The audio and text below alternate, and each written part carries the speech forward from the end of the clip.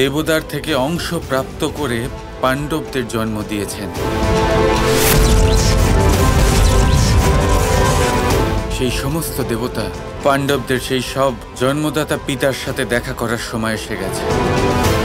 সেই সমস্ত দেবতা যারা পাণ্ডবদের এই পৃথিবীতে জন্মের পর তাদের বিষয় ভুলে গেছেন, তাদের সাথে দেখা করতে হবে।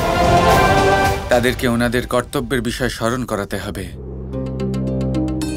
দেবরাজ ইন্দ্র ওনাদের এখানে নিয়ে আসতে চলেছেন।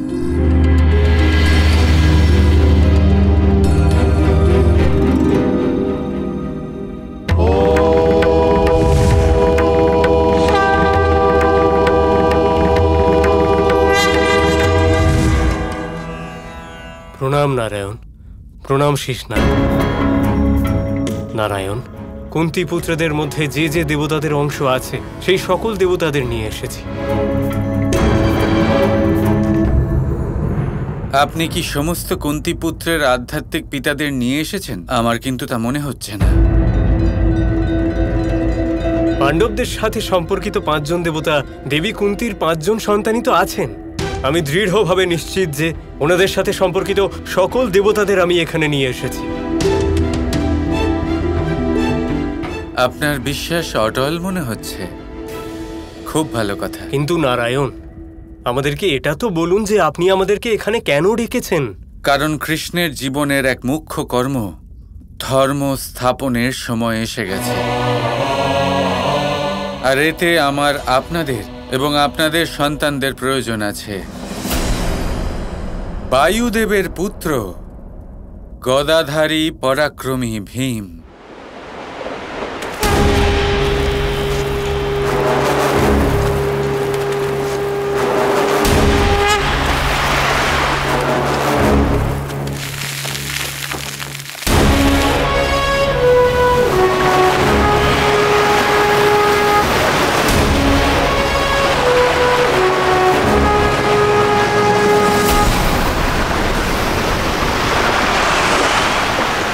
পবনের মতোই বলশালী, প্রচণ্ড বেগবান।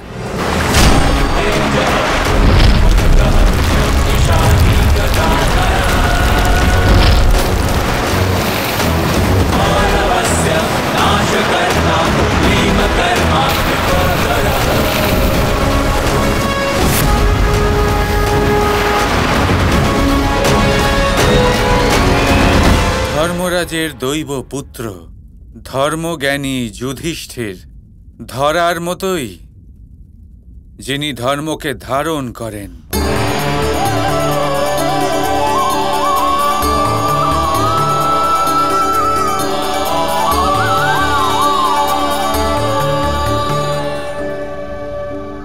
অশ্বিনী কুমারের পুত্র নকুল এবং সহদেব। নকুল হলেন আসলে রথীদের চেয়েও মহারথী, অগ্নি তত্ত্ব।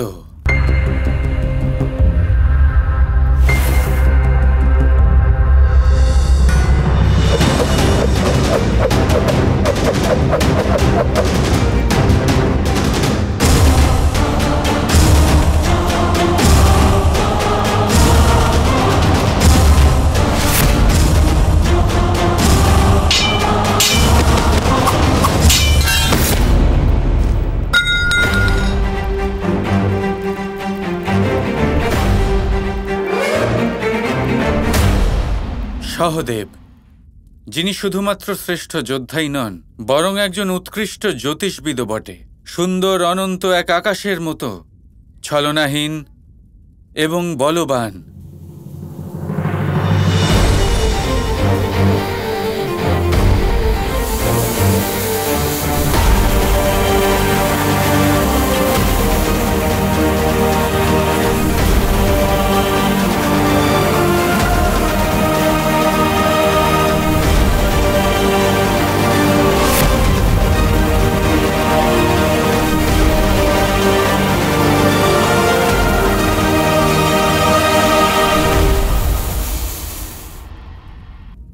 ইন্দ্র, আপনার অংশ ধনুর্ধর অর্জুন, জলের মতোই সরল ও স্বচ্ছ।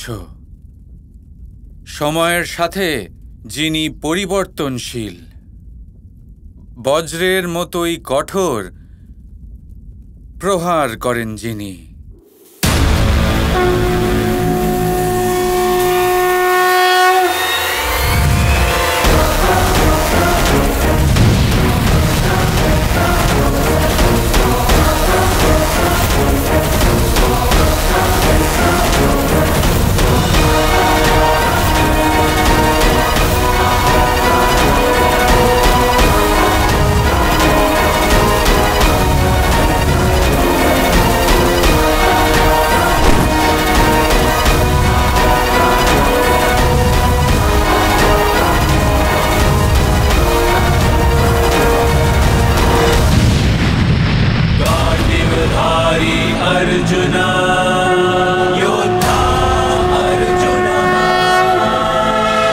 এই সকল কুন্তী পুত্র, এনারা আপনাদের অংশ।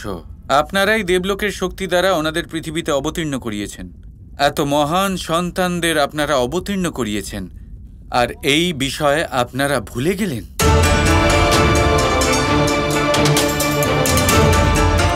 অত্যন্ত অনুচিত কার্য করেছেন আপনারা।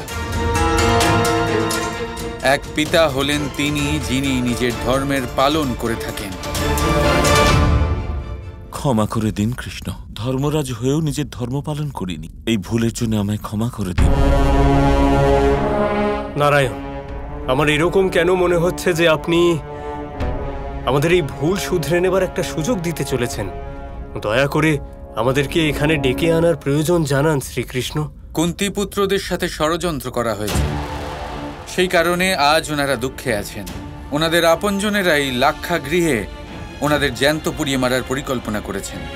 ওনারা সুরক্ষিতভাবে ওখান থেকে পালিয়ে গেছেন ঠিকই, কিন্তু আজও ওনাদের এবং ওনাদের মাতার প্রাণ সংকটে রয়েছে।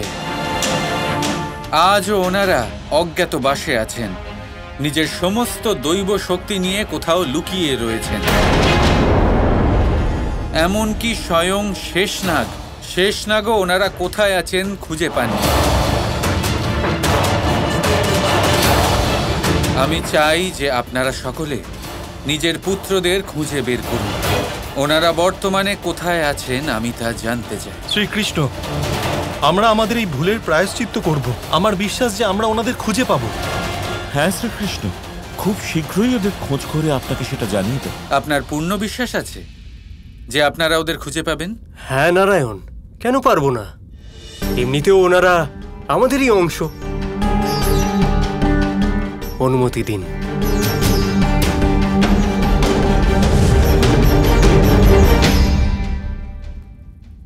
কানাই, তোমাকে দেখে এরকম কেন মনে হচ্ছে যে এই দেবতারা নিজেদের কাজে সফল হবেনই না? তা গুরুত্বপূর্ণ নয় দাদা। গুরুত্বপূর্ণ বিষয় হলো এটা যে কুন্তী পুত্রদের বিষয়ে একটা অত্যন্ত গুরুত্বপূর্ণ কথা এখনো পর্যন্ত দেবরাজ ইন্দ্র এবং অন্যান্য দেবতাগণ জানেন না। এনাদের এত আত্মবিশ্বাস আছে, তাহলে খুঁজতে দিন, কিন্তু ওনারা কিছুই পাবেন না, কারণ এনারা সকলে অন্ধকারাচ্ছন্ন রয়েছেন। ওনাদের সাথে আলোর প্রকাশই নেই। প্রকাশ? তুমি কি বলছো কানাই? প্রকাশ যা হলো সত্য, সবাই শীঘ্রই জানতে পারবেন আসল সত্যিটা কি। আপনিও। তোমার এই রূপ তো আমি আগে কখনো দেখিনি, এত গম্ভীর, এত দৃঢ়। কারণ আজ পর্যন্ত কখনো এই রূপের প্রয়োজন হয়নি দাদা, কিন্তু এবার এই অবতার কার্যে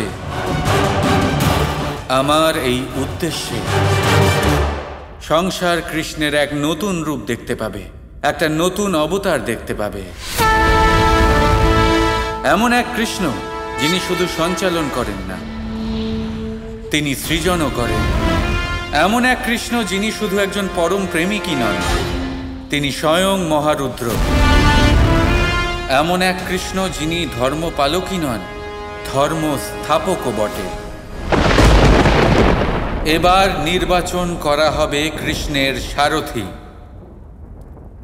এবার আরম্ভ হবে ধর্মচক্রের পরিবর্তন।